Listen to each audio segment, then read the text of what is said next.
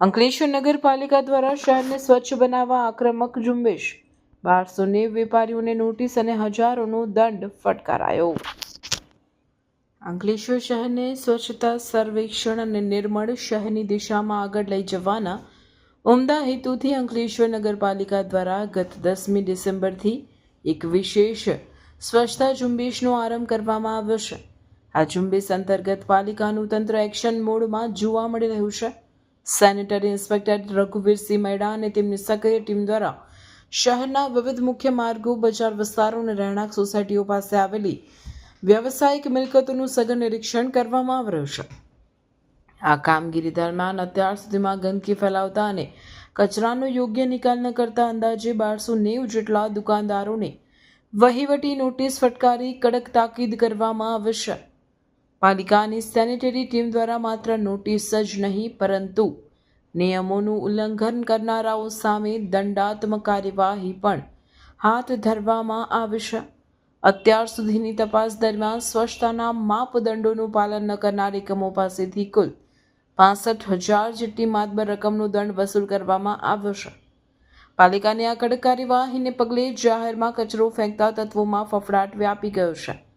તંત્ર દ્વારા સ્પષ્ટ સંકેત આપવામાં આવ્યો છે કે આગામી દિવસોમાં પણ આ તપાસ ચાલુ રહેશે અને જો સુધારો જોવા નહીં મળે તો વધુ કડક કાયદાકીય પગલાં ભરવામાં આવશે। બીજી તરફ અંકલેશ્વર નગરપાલિકાના સીઈઓ કેશવ કુલડિયાએ મીડિયાના માધ્યમથી શહેરના તમામ નાગરિકોને વેપારી આલમને ખાસ અપીલ કરી છે। તેમણે જણાવ્યું હતું કે શહેરની સુંદરતા અને સ્વાસ્થ્ય જાળવવાની જવાબદારી માત્ર તંત્રની જ નહીં પરંતુ દરેક નાગરિકની પણ છે। વેપારીઓએ પોતાની દુકાનનો કચરો રસ્તા પર ફેંકવાને બદલે ડસ્ટબિનમાં એકત્ર કરવો જોઈએ અને પાલિકા દ્વારા નિયમિત રીતે ચલાવવામાં આવતા ડોર ટુ ડોર કચરા કલેક્શનના ટેમ્પોને જ કચરો સોંપવો જોઈએ। જો દરેક નાગરિક જાગૃત બનીને સહકાર આપશે તો જ અંકલેશ્વરને ગંદકી મુક્ત અને આદર્શ શહેર બનાવી શકાશે તેવો આશાવાદ તેમણે વ્યક્ત કર્યો હતો।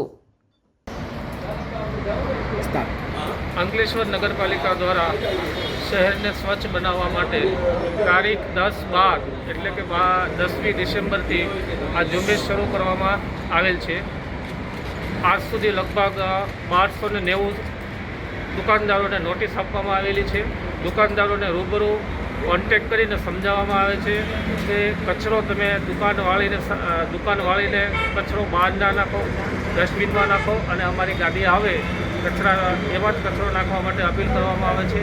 આજ સુધી અમારી સેનિટેશન ટીમ દ્વારા લગભગ આ બાબતે 65,000નો દંડ કરવામાં આવેલો છે અને આ મૂવમેન્ટ આગામી દિવસોમાં પણ શરૂ રાખવામાં આવશે। એટલે આ મીડિયાના માધ્યમથી હું દરેક અંકલેશ્વર નગરપાલિકાના સિટીઝનને, વેપારીઓને જણાવું છું કે કચરો ડોર ટુ ડોરની ગાડીમાં નાખે અને અંકલેશ્વર શહેરને સ્વચ્છ બનાવવા સૌ સહકાર આપે તેવી નમ્ર અપીલ કરું છું।